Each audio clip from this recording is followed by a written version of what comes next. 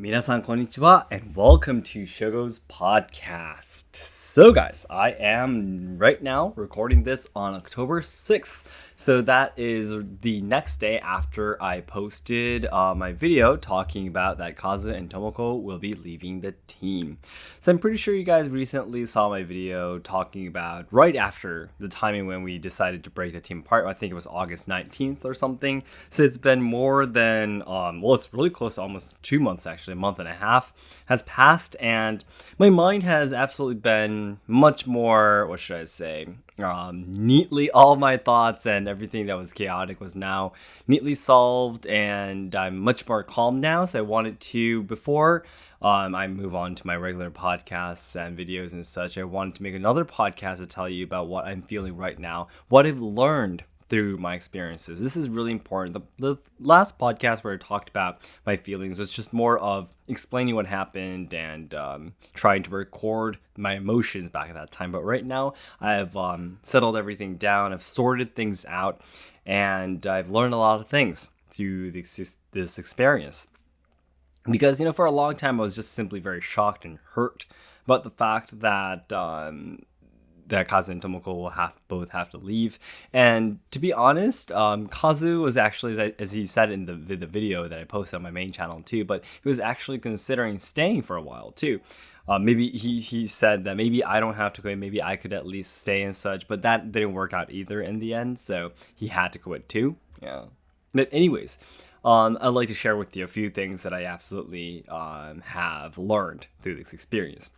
Now, the one and most important thing that I've learned is that whenever you are struggling, whenever you are having a hard time with anything, it could be anything, it could be any situation, it's really not about adding something, but it's about subtracting something. So when you think you're really something is really hurting yourself, or you're having a hard time in your life and such, you would think that, oh, if I had this, or if I had this kind of person near me, or if I had more money, for example, if I had more something, I have more of this, I'd be happier. My life would have been so much better if I had this, if I had that, that kind of stuff. But no, this is the most important lesson that I learned this time. When you feel that you're struggling, when you're feeling really hard and life is hard on you, it's not about adding something, it's about letting go. It's more about letting go. And for me, what did I let go? I let go of the fact that Kazu and Tomoko cannot work with me. For a long time, as many people have pointed out, yes, my expectations were absolutely way too high for them.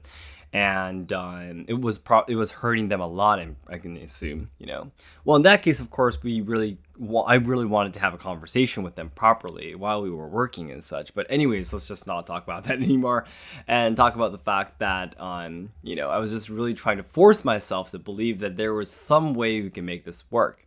But, it's difficult. People can't change that easily. Our fundamental beliefs towards life, or what we want to do as we live, it's not something that can be changed that easily. So I let go of it. I let go of the fact that I can't work with my best friends, that I don't have the power to influence their lives enough for them to work with me, And the moment I did that, my life became so much easier. So I really thought that it could be anything else. Maybe, for example, if I looked a little bit more handsome or beautiful, I'd be able to do this kind of stuff. Let it go. Oh, let it go. Yeah, just like the song. Let it go. Seriously, let it go. You're stuck to the idea that you have to be like this, or I have to be more successful. I have to be more rich. I have to be more beautiful and handsome. All this kind of stuff. Letting go is not just something physical, but also your mindset, your beliefs, and all this kind of stuff too. And this is not my first time experiencing this. When I had my first business that was crushed by COVID pandemic right after it started, if you guys remember me talking about that, I lost about a few million yen, which is about the money that I would earn right now in 4 months, probably. Yeah, at least 3 or 4 months. I dissolved it in 1 month when I didn't have any experience in business at all, and it was really hard. But I was able to make the decision to quit that business in a very short amount of time. because I thought we really need to let go. Otherwise, we will probably have to sink and die together with this business that's absolutely not going to be working. So I did that. And I felt so much better at that time too. But with only one experience, I wasn't able to kind of completely try to express or explain what happened back at that time. But now doing it again, I really felt that when something is going wrong, yeah, it's all about subtracting, not adding. But this is really, really close to the essence, the important message that Japanese traditional culture teaches us, right? Yeah. Evolving something, making something better doesn't mean that you're always adding something to it. You're letting go or leaving out things that you can't control or that's not suitable for you, you know? So this is something really important. And I don't know, I don't want to get too, spiritual, but it's really, really, really, really funny how the moment we decided that Kazu and Tomoko will be leaving the team, it was really funny. The moment we decided that we're going to be doing that, we had our big success on Ko-fi. Mini Katana offered us to do the affiliate link that we have right now. I've been able to make some money through Mini Katana's affiliate link as well. Also, I'm going to be doing collaboration videos with Mini Katana, and also everything else as well. The collaboration with Asayama Ichitenryu, the Kobudo Ryuha, also the story. It hasn't been able to been move on and such, but being able to work with Kaminaka Dai-san and also the shakuhachi player Waki Bando, also me working in various places in the tourism industry, all of these things. It's like it blasted the moment we decided that we're breaking the team apart. All of these things suddenly came to me. None of this, I didn't even expect any of these things to happen, but it all came at once. It all happened all at once. It was like, were you guys like waiting for this moment, to contact me or whatever it is, But it's really miraculous. And this really made me feel that it's really important. Again, I'm so sorry to be repeating myself and saying it over and over because it's really important that maybe this was, again, I don't want to be getting too spiritual, but maybe it was destiny. Maybe I am going the right path. And I always say, and I explained in my podcast before, I believe that my life is always perfect, right? This is the biggest motto that I have. My life is always perfect. And I really felt that it is this time too. And one of the just small positive changes, if I can explain to you guys, is that when I talk with Harumi, when we let our kids go to bed and we're just talking over some coffee, for example, I really am happy that we talk a lot about positive things now. When Kaza and Tomoko were working with us, we weren't completely negative or anything, but we were always worried about what they were thinking about us, what they think about their job, if they're really happy or not, reasons why they won't able to be doing the things that we asked them to do. Yeah, and all these kind of things. We were like, why won't they like do this, or why can't we do more for them, or all these things. We were struggling a lot, right? But now, because we've let go of the fact, again, forcing to believe that I have the power to make them happy and admitting that I don't have that ability. Now, all the conversations I have with Harumi is just really positive, really happy, future looking, looking into the future more. And yeah, we just really enjoy our time together, Harumi and I. We really enjoy our time together even more than in the past. That was really, really great too.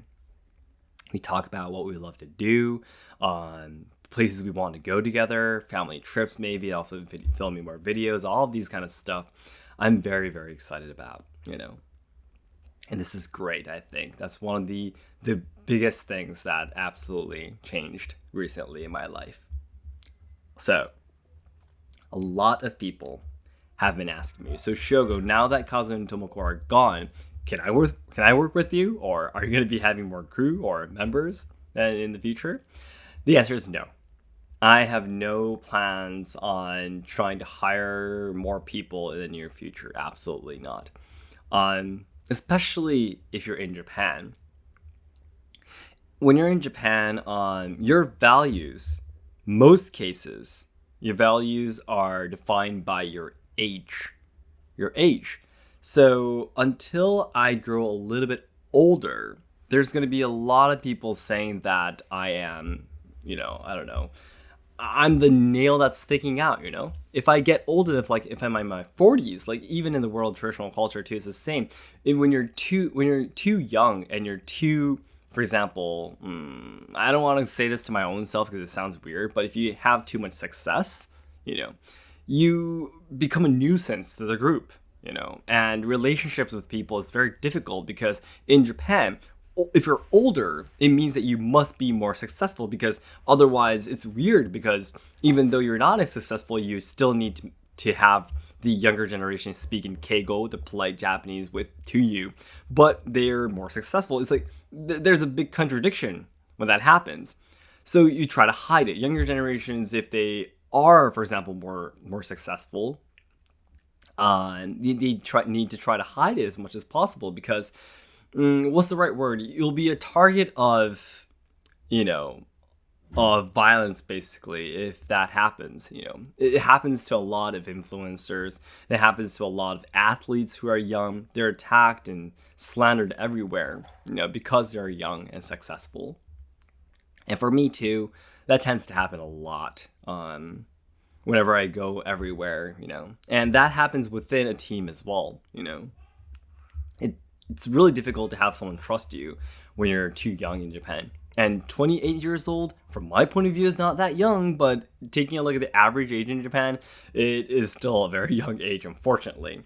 So until then, until I'm in my 40s, when situation is a little bit more steady, I will not be building up a team. Absolutely not. So my image is probably, if I ever start building a team again, is probably going to be after I'm 35 years old. Maybe in the next 7 years.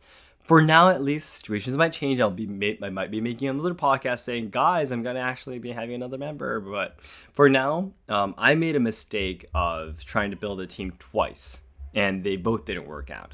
So I'm coming to the point to believe that I am not at the stage of building a team, but more of trying to advance my own skills. It's not about trying to create a team and make the business bigger or company bigger. No, it's more about trying to brush up my own skills, my own experiences. I should use all my time there, because managing a company, managing other people takes a lot of time. And I can do that after I lose all my energies, like in my 20s or 30s, because I still have a lot of energy, stamina, that I can keep on doing more training, doing more studying, and I shouldn't be using that much time for managing and management, Yeah, I could do that once I start losing the stamina and energy. So as a step right now, that's what I have in mind. I don't have any plans on having more people working for me. I'm just going to be Harumi and I. I'll just keep the business as small as possible, small as possible. No, I'll try to make it as big as possible within the two, but I'm not planning on making it big to the point that I need more people working with me, if that makes sense. Because making a business bigger does not mean that I'll be happier. That's a really important thing. Yeah, so that's the few things I've been thinking about recently after Tomoko has left. And as a conclusion, I want to tell you guys one more time that this decision was really, really good and super, super important for us. And I want to tell you that I'm much happier. I'm so much more comfortable being able to tell you guys the truth, because I had to keep it a secret for such a long time. And yeah, I just want to tell you that I'm happy, and I always will be, because I believe that my life is always perfect. So then everyone, as I always say, the ultimate goal of my life is to make all Japan lovers' dreams come true. So I know there's a lot of people studying Japanese, willing to come to Japan to study, travel, work, or even train our traditional culture and such. However, I am very afraid that Japan will not be able to make everyone's dreams come true in the future, because we're facing a lot of social problems, we are losing our traditional culture, and the younger generations who are supposed to be carrying on the good things about Japan are dying because of all the social issues being shoved against them. So I really want to dedicate my life trying to make Japan a better place. I want to try to solve the social problems, preserve and evolve traditional culture, and also help out the younger generations so they can have a brighter future. And to do this, the nearest goal I have right now is to raise money to buy a real bamboo shakuhachi and make a collaboration video with Kaminaga Daisuke-san for Wagaki Bando. So it'd be great if you can check out my Ko-fi page through the description box or the comments section. Alright guys, thank you so much for your time. please stay excited for all of the new things I'm going to be doing in the near future, and I am going to be very, very motivated and excited to do all these things for you too. All right, guys, thank you so much for your time. Bye-bye.